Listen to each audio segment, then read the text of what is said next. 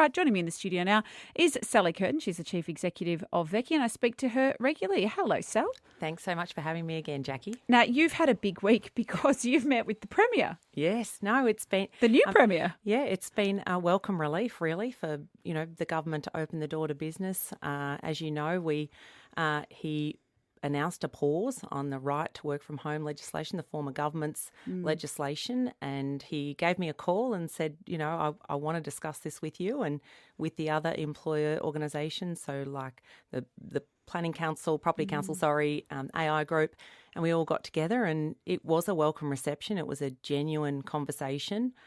He said he wants to listen to business and he listened and we spoke in no uncertain terms. Can you tell me some of what you told him? Yeah, look, it's a lot of the messages I've been saying publicly. These aren't new messages, but if in fact there is a problem with flexible working in this state, there are so many other ways that we could be dealing with it. And we could run a race to the top rather than a regulatory race to the bottom.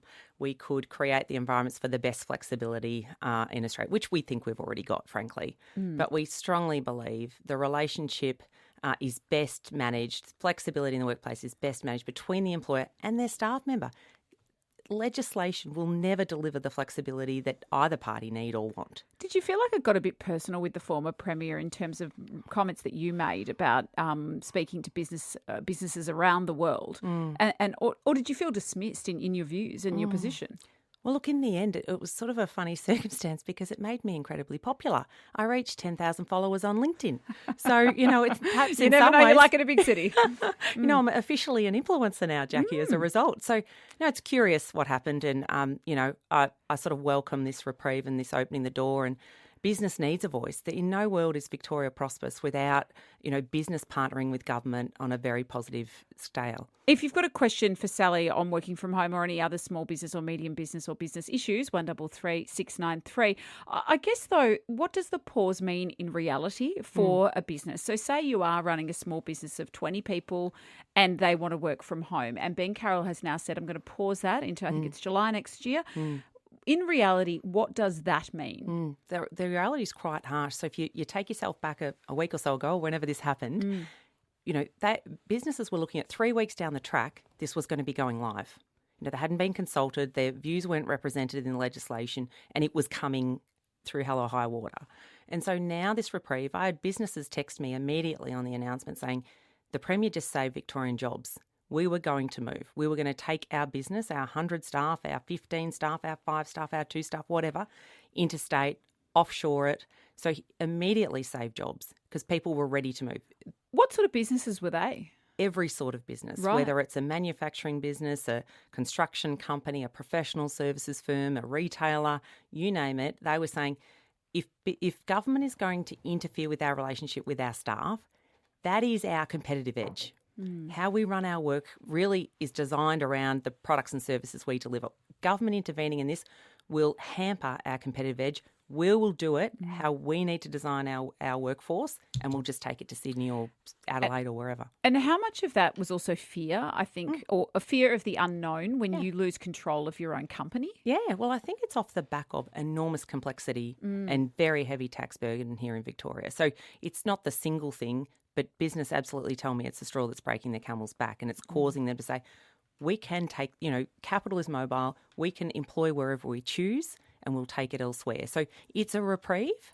What we would say now is let's work with business. Please, Premier, work with us to come up with a better solution for everyone. And what is the solution that you and the industry want? Well, we would say, a compact potentially between government and business that says let's set an aspiration regarding flexible working. We definitely don't need to legislate. So really make it a positive and a competitive edge rather than some, legislative flaw. We were getting into these insane conversations with employment lawyers and health and safety people who were saying, I did an interview after I spoke to you, and it was like, if you have an accident on the couch at home because the workplace is now your couch, your employer could be liable for that. Yeah, and that exists now. This is one of the great challenges and black holes for many employers. And you can't, as an employer, decide, I'm turning up to your home today either. So how do you satisfy yourself? But one of the things I don't think many people thought about, if you sort of hear about this right and you think it's going to be great for you, is the likelihood it'll be far less flexibility than you've got currently.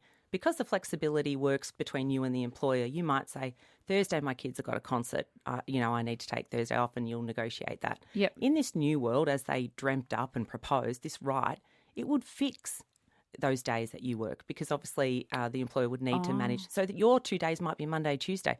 Well, bad luck Thursday. So, it's one of those things that, in fact, I think ultimately there would be less flexibility, and there is nowhere else in the world who's actually proposing to legislate flexibility. Were you also fearful, and was business fearful, that if we did it here in Victoria, it would go like a wave through the rest of Australia? We had the Business Council of Australia, the Australian Chamber, everyone aligned regarding this. We were concerned about the contagion effect. What's interesting is no other premier has jumped on this one, Jacqui. It was such a winner. What a surprise, Sal. All right, this is Sally Curtin. She's the Chief Executive of Vecchi. If you've got a question for her, 133693, and the text line is always open, 0477 693 693. It's thanks to Lexus of Blackburn. New Lexus, why wait? Lexus of Blackburn has new stock arriving weekly.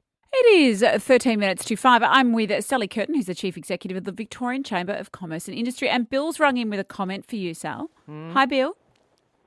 Good afternoon, Sally. Look, my observation, I'm a member of a golf club and play regularly. I've had an experience on at least 6 occasions where I was playing golf with other individuals who were working from home on that particular day. This is true. Bill, I've heard of Mark Allen told me, he goes, and there are people with laptops on their golf bags and they play and then they get on their laptop and tap away. Oh, yeah. And I think this is the thing. We really just need to create the conditions where government stays out of this process. We love golf, but no. Yeah, no thanks. No. A couple of things. We're heading into that period now. We're coming out of winter. We've got the grand final. We've got the NFL coming, which is very exciting. We've got Oz Open, the Grand Prix, and the races. And even the Ashes. The Ashes, sorry, Boxing Day yes. test, We're just a veritable sporting feast. Yeah. But what does this do for consumer confidence, and how can either side of politics leverage that to get us out of the hole that we've been in? Yeah, well, I think the first thing is the permanent pause on this legislation. That'd be the starting point. But it's a unique opportunity that has been created over generations, that we have these amazing world-class events, and Melbourne is absolutely put on show. We would be saying in the business community behind these great events is, for every visitor who comes here, we want them to stay an extra day and an extra weekend and visit regional Victoria. Business will get behind these events. We sort of want every Victorian to be a volunteer ambassador for Victoria. So if you've got visitors here, promote it and help them along their way. But we need government to really set the signals to business to say we are open for business. Many businesses will come here as part of these amazing events. Let's create the investment. Let's send the message. Victoria's open for business. Come and invest here. We'll create the conditions for you to thrive and employ more Victorians, please. Does this give us a chance now with a new premier, regardless of whether this is Ben Carroll or Jess Wilson, but with the departure of Jacinda Allen, does it give us a chance for a reset from a consumer confidence point of view? Yeah, I certainly hope so. I think that's what everyone is looking for is hope. I think we have all the preconditions, all of the things you talk about daily, I know, Jacqui, all the potential in this state, like the best universities in TAFE, the most amazing manufacturing, the capabilities are everywhere. But tapping into that potential and unleashing it is what we want. And, on the platform of the best events in the world over the next 6 months, like what a platform to turn this around. You get to say in the lead up to an election what you want. Like, what are your things that you really want from government, whether it be a Liberal or Labor one? Yeah, I think that message I just sent, that we are open for business, so that every business can invest here, that business can grow here and thrive and employ more Victorians. My great concern tomorrow, the unemployment figures are going to come out at the moment. What do you think is going to happen? Well, look, unemployment's volatile, so it does go up and down. I expect Victoria's already an outlier, so we already have the highest unemployment in the nation by 0.7%. And why is that? Look, I think the signal of work from home is a factor, and as I talked about, businesses are making decisions on whether they employ here. They've already started making decisions about employing elsewhere, so I think that is a big one. Yes. But it's the cumulative effect of the regulation and the heavy taxing that causes business to go elsewhere or to not invest. Everything is competitive. Capital will move, and they'll just go for the most attractive place to grow and thrive. So, you were telling me you just went up to Sydney recently, and you felt like the consumer confidence and the way that they support business is just chalk and cheese. Yeah, it was amazing. I heard their Premier Mins talk about it was the 200 years of business New South Wales, so our equivalent. And he spoke for 15 minutes, almost without notes, very passionate that business created the prosperity in that state, that it's his most important relationship that he has, and that business is the future. We would love to hear that here in Victoria. We sure would. Hey, I know that you're busy and you have lots of hats, but we just got this message from our text line. You can text us 0477 693 693. Please, Sally, ! Don't appoint James Hird and the hysteria that follows. Winning football matches galvanises clubs and supporters. It is time for the Bombers to get out of the past. So for our listeners that don't know, you are on the board of Essendon, and there is a report in the Herald Sun that's just broken saying a key Essendon supporter has threatened to spill the board if anyone except James Hird is appointed. Look, I haven't even had my first board meeting yet, Jacqui, so come on. What are you doing over there, Sal? Can they hold off a bit? Look, I'm a member. I think we owe it to our members to run a comprehensive process, and that's what's been going on. There's a panel, there's a set criteria, there are 4 genuine candidates. Let's enable that panel to do their work, ensure that we make this decision based on merit. And, you know, I'm an independent director. I'm going to take the advice of this panel. But, of course, I'm going to satisfy myself and ourselves that this is going to be best for the club in the long term. That's our role. How much longer is it going to take? I think there was an announcement that there'll be a consideration next week. So I look forward to, participating in that. That'll be my first meeting. From out of the frying pan and into the fire with you, right? Yeah, love a chance. Lucky I'm not a downhill skier, as I said, Jack. That's true. Thanks, Sally. That's Sally Curtin, who's the Chief Executive of Jacqui.